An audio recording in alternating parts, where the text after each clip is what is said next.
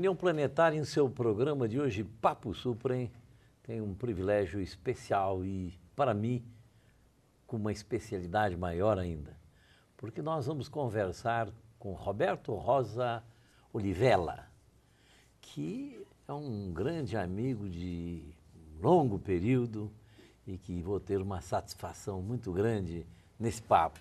Roberto, que alegria estarmos aqui juntos, né? Muito bom, muito bom. Também estou muito feliz de poder estar aqui com vocês.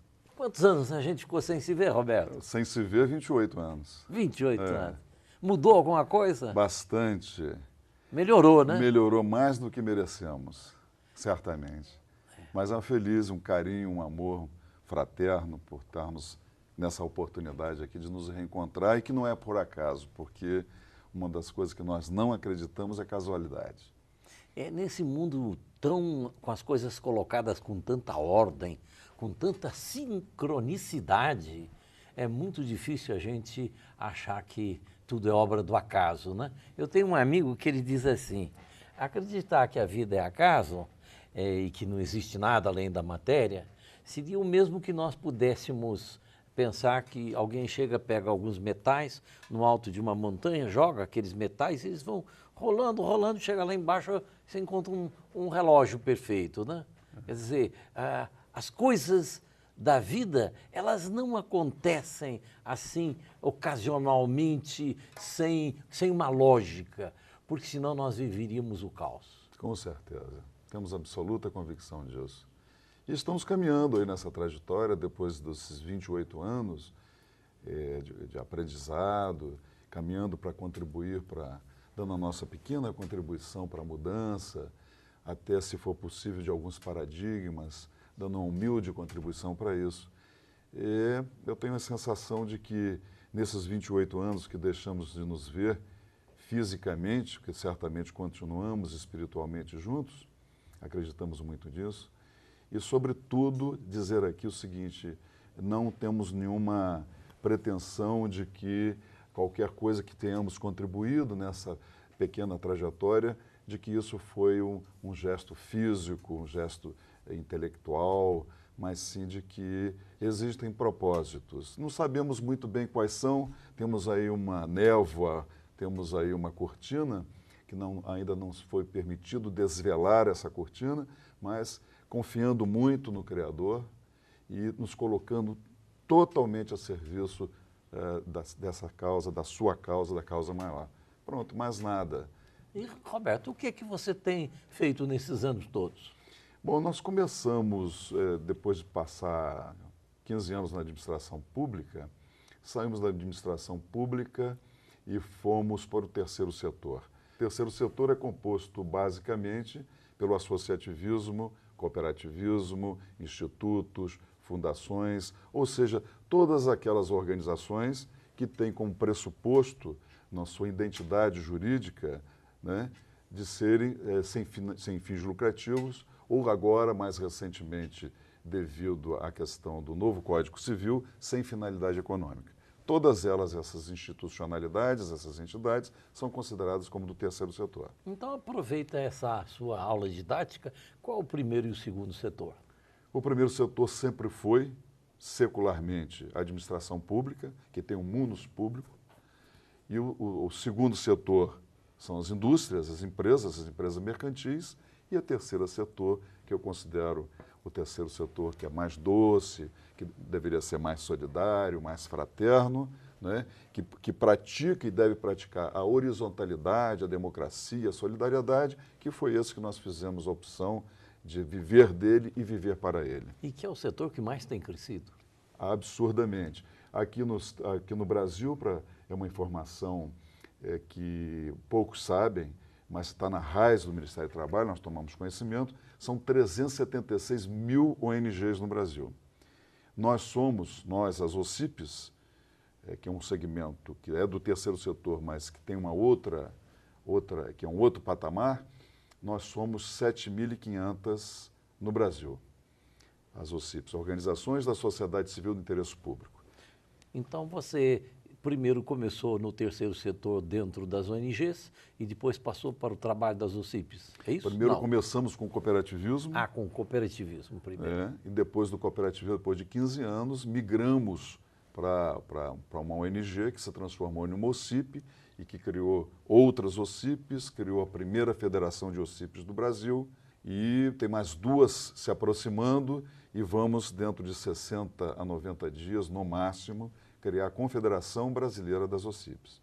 Eu gostaria, Ulisses, nessa rara oportunidade, de dizer o seguinte: os propósitos norteadores de diferenciar as OCIPs das ONGs, que recebem uma outra roupagem, uma outra responsabilidade, elas também começaram... Mas nós vamos ter um pequeno detalhe aqui, que nós temos um intervalo agora e os nossos telespectadores estão curiosíssimos para ouvir seu esclarecimento, mais uma vez, cultural, pedagógico e importante para a nossa sociedade.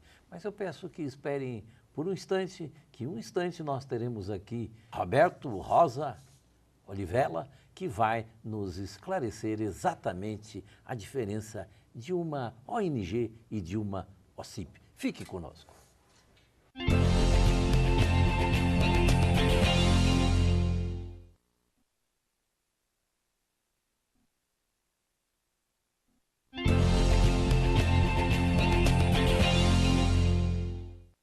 E em nosso programa Papo Supre, nós estamos conversando com Roberto Rosa Olivella, que é o presidente da Federação das OCIPs do Estado do Rio de Janeiro e um entusiasta na causa das OCIPs.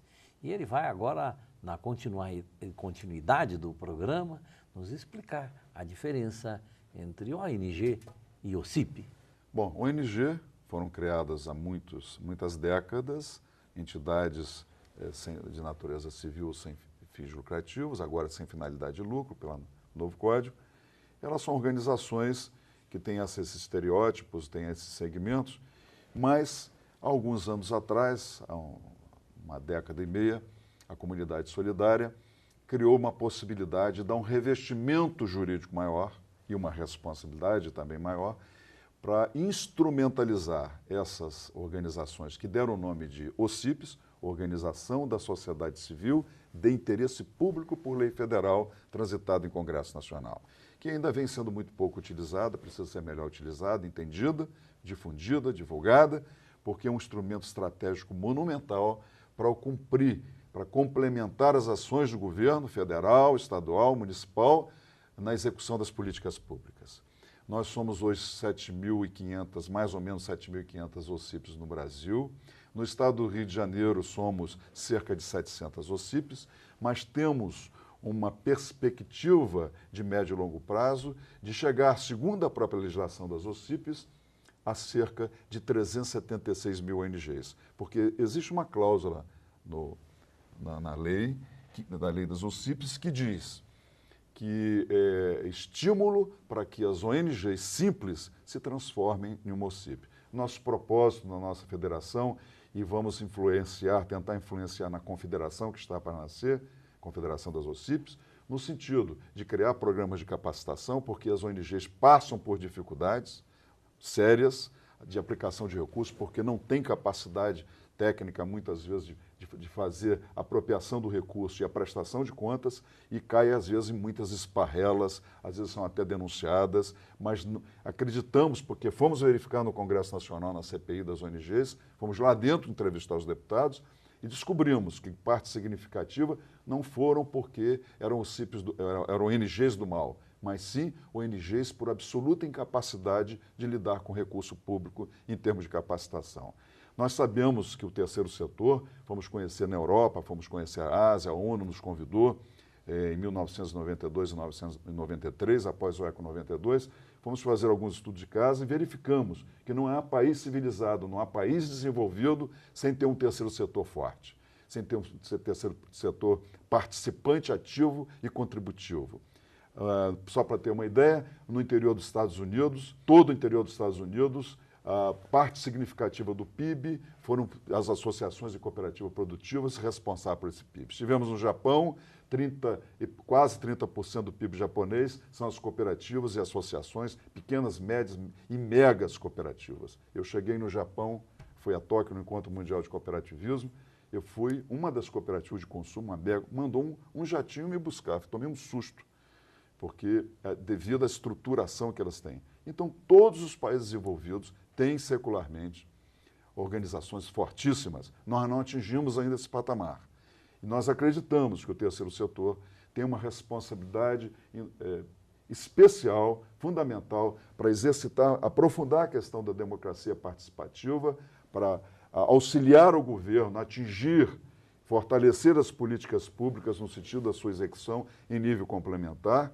E mais uma coisa, nós criamos a primeira federação das OCIPs, cujos os pressupostos básicos é a questão da biodiversidade, não só de defesa meramente do setor, que precisa muito para ocupar esse espaço, mas a preservação da biodiversidade e mais um detalhe que ficou nos nossos estatutos que foram muito discutidos, espiritualidade. Então, estamos nesse embate, nessa luta, e precisamos unir forças com esses movimentos que estão preocupados em ações locais, ações regionais, nacionais e planetárias, porque nós entendemos que nós temos que pensar global e temos que agir local. E esse é o nosso propósito, essa é a nossa missão, de caminhar nessa direção juntos com todos vocês. Roberto, eu queria lhe fazer uma pergunta que outro dia uma pessoa estava fazendo essa pergunta aqui, eu tentei dar uma resposta, mas não sou eu o expert para responder essa pergunta, e você saberá responder muito melhor do que eu tentei responder. Essa pessoa me dizia o seguinte: mas a OCIP fica atrelada ao Estado, então, ao invés de você ter uma entidade com liberdade de ação, ela fica monitorada pelo Estado, fica submetida política e partidariamente ao Estado. Você vai ter que responder essa pergunta no próximo bloco.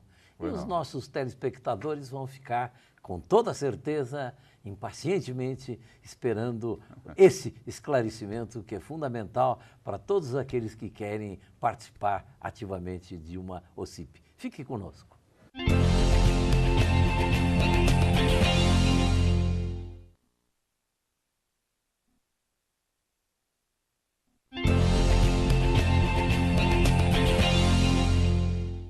Dando continuidade ao nosso Papo Suprem com Roberto Rosa Olivella, que é o presidente da Federação das OCIPs do Estado do Rio de Janeiro e trabalhando hoje pela Confederação das OCIPs Brasileira, ele vai nos esclarecer exatamente qual é o peso que o Estado tem para direcionar ou não, ou deixar livre a OCIP para a sua atuação. Sim, Roberto. Em primeiro lugar, dizer o seguinte: nós temos um dado concreto de realidade, isso é histórico. O maior contratante brasileiro, talvez planetário, não tenho os dados dos outros países, mas brasileiro, certamente, é o governo. Esse é o primeiro dado. Mas esclarecer o seguinte: independentemente de ser OCIP, ela pode perder o título de OCIP a qualquer momento. Ela vai continuar sendo uma organização, uma entidade de natureza civil sem fins de lucro, continuar trabalhando normalmente. Se ela trabalha com o governo, ela pode usar o termo de parceria, que é um instrumento jurídico específico previsto na lei federal, e ela vai captar recursos e vai ter uma auditoria maior para poder trabalhar a questão da ética e da lisura. Por isso que foi criado esse novo invólucro jurídico. Então, isso aí é muito claro para nós. Se formos trabalhar com a indústria, se formos trabalhar com qualquer segmento organizacional, qualquer estrutura organizacional, se for privada, não vamos trabalhar como OCIP, nós vamos trabalhar como ONG, porque nós somos, nosso DNA, nossa certidão, nós somos uma entidade de natureza civil, independentemente de ser OCIP ou não. Se trabalhar com o governo, é OCIP. Então, essa coisa é muito clara, nós temos esse duplo viés. A questão da dependência é a questão da consciência, a questão da educação, a questão da capacitação. Tanto é assim que também, como princípio básico da discussão do embrião da Federação das OCIPs, que foi a pioneira, que nós estamos levando para todos os outros estados, que estão sendo criadas também as federações, é a seguinte: olha, em primeiro lugar, a questão do compromisso com a questão da sustentabilidade, né? Da biodiversidade e da sustentabilidade. Segundo, os princípios filosóficos, espiritualistas, eles têm que nortear, têm que ter princípios superiores a tudo isso. Não é? Então é um novo tipo de organização. Não é mais uma federação ou confederação, que na verdade, são tipologias seculares e que vêm trazendo uma carga positiva e negativa. Nós estamos replicando o mesmo modelo. Mas o Estado não se interfere dentro da OCIP? Não, o Estado ele tem que ter um entendimento que ele tem um parceiro estratégico e muitas vezes o administrador público pensa em utilizar esse instrumento estratégico com outras finalidades. Mas nós temos o princípio e o compromisso de saber que o Estado é o Estado, que nós somos o terceiro setor e que nós estamos em busca da causa maior, que é a sociedade, que é o principal beneficiário e que nós precisamos fazer. Porque o Estado, Ulisses, ele não consegue jamais, nem às vezes fica um pouco até mais distante, de cumprir todas as políticas públicas. Nenhum Estado consegue. É por isso que o terceiro setor, nos países mais desenvolvidos, estão muito mais à frente do que nós, culturalmente, executivamente, porque lá já existe essa compreensão. Infelizmente, nós precisamos capacitar as OCIPs e precisamos capacitar os gestores públicos. Nós temos conversado com o governo no sentido de colocar programas para capacitação do gestor público e capacitação das OCIPs para que nós possamos avançar nesse processo para passo, de forma igualitária. E, volto a dizer, não existe país forte, tessitura social forte, sem uma sociedade civil forte. E nós somos, efetivamente, o braço armado da sociedade civil organizada. Roberto, deixa eu te fazer outra pergunta. Nós aqui da União Planetária estamos comprometidos até o pescoço com as metas do milênio das Nações Unidas. Muito bem. Certo? Certo. E o nosso trabalho é direcionado porque há absoluta sintonia entre as metas do milênio e o trabalho da União Planetária.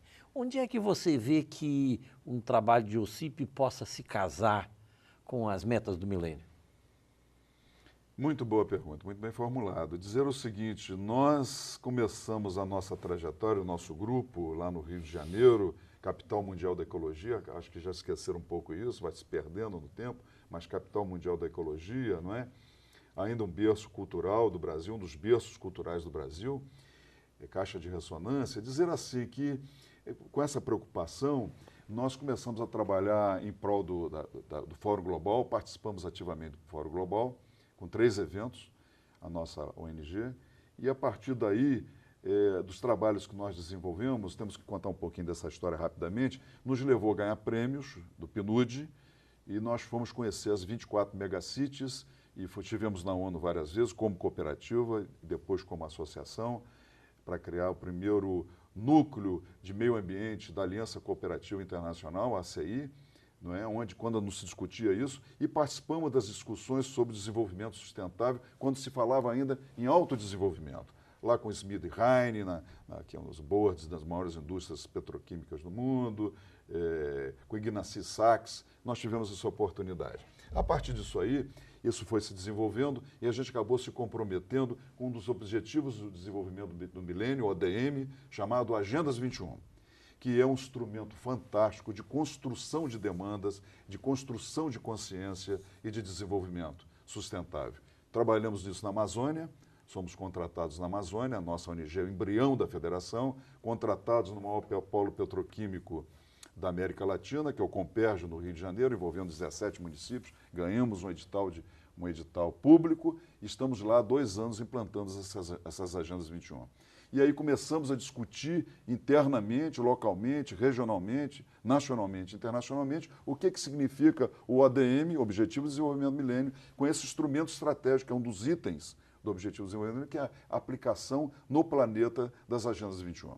Então estamos imersos, afogados, estamos totalmente comprometidos com uma das metas do milênio e discutindo os objetivos do milênio, dentro de um contexto, inclusive, de mudanças climáticas. Ou seja, a sua instituição, sendo uma OCIP, trabalha associada com o governo, com apoio do governo, Exatamente, contratado pelo governo. Contratado pelo governo para desenvolver atividades que seriam teoricamente próprias do governo, mas que na verdade são de toda a sociedade. Exatamente. E colaborando com esse desenvolvimento da sociedade. Ou seja, é um próprio braço, de uma forma fraternal, espiritual, do cumprimento dessa mudança planetária necessária. Eu diria também aí, você falou no espiritual, que é aquilo que mais nos toca.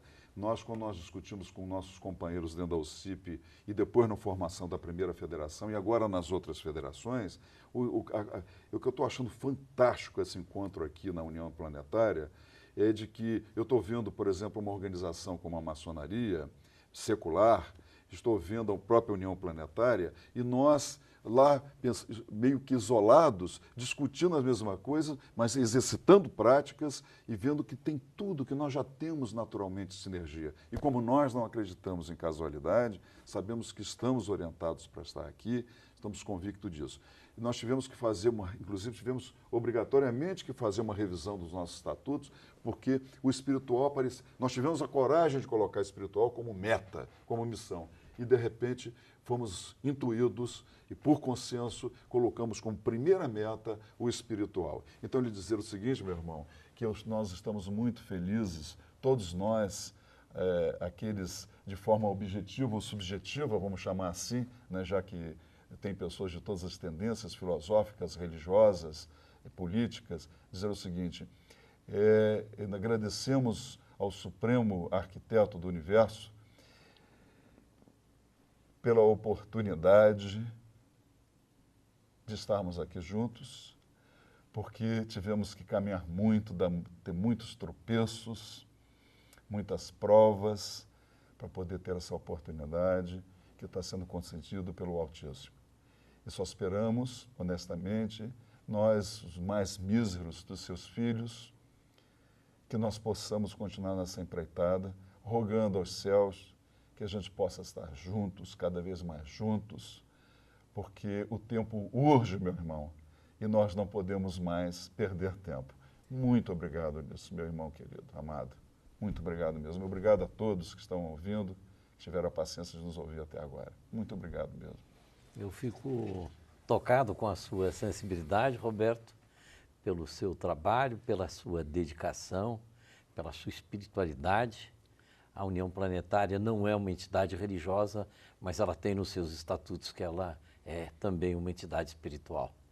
Ela está voltada para a espiritualidade, de uma forma ampla.